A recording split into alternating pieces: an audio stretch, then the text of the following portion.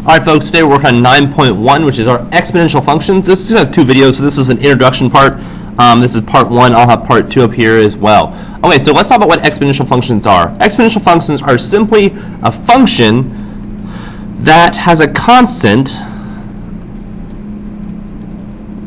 which just means a number, by the way, just a number, raised to the power of a variable.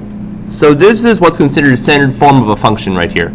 So you've got some constant, which is represented by our variable, raised to some exponent that says our x is now in the exponent, no longer in the denominators. So this is used for a variety of things.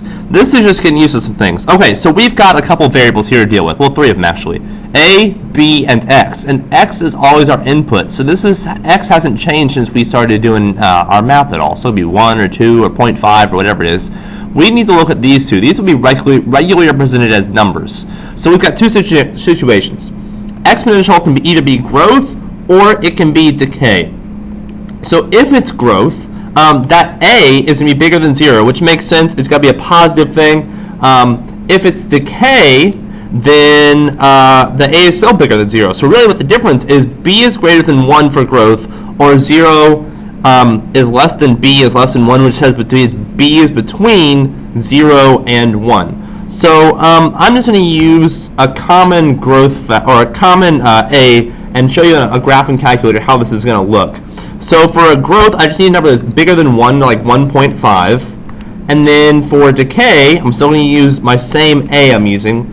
I'm using a value of 2 for both of these. So I've got my a is going to be 2. My growth is a number that's bigger than 1. My decay wants to be less than 1, so let's just say it's 0.75. And both these to the x power. And if you're doing this on a calculator, you can follow along with me. So my first one that's going to draw is me a growth, because this number is bigger than 1. My second one is going to be a decay. So when I look at this thing, uh-oh, my window's all formatted. Okay, let's reset this. Okay, much better. So we're and get really big.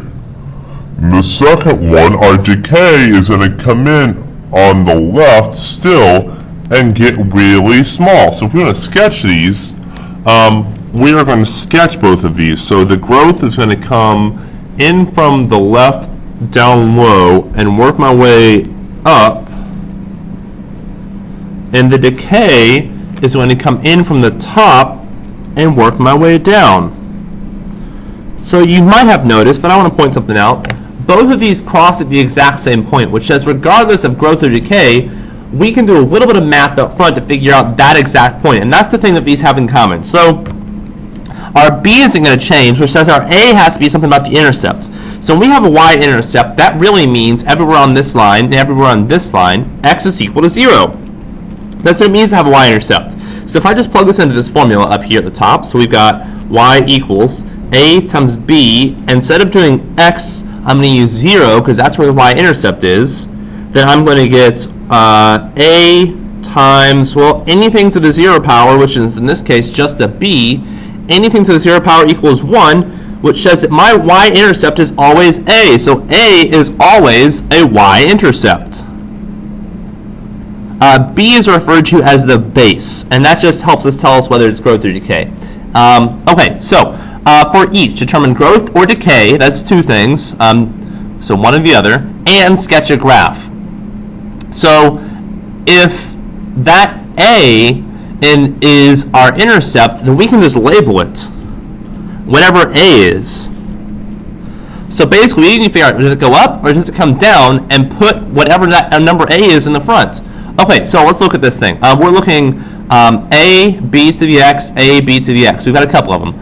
Y equals 12 times 0.95 to the x. So remember, growth or decay is only based on the thing that's being raised to the power.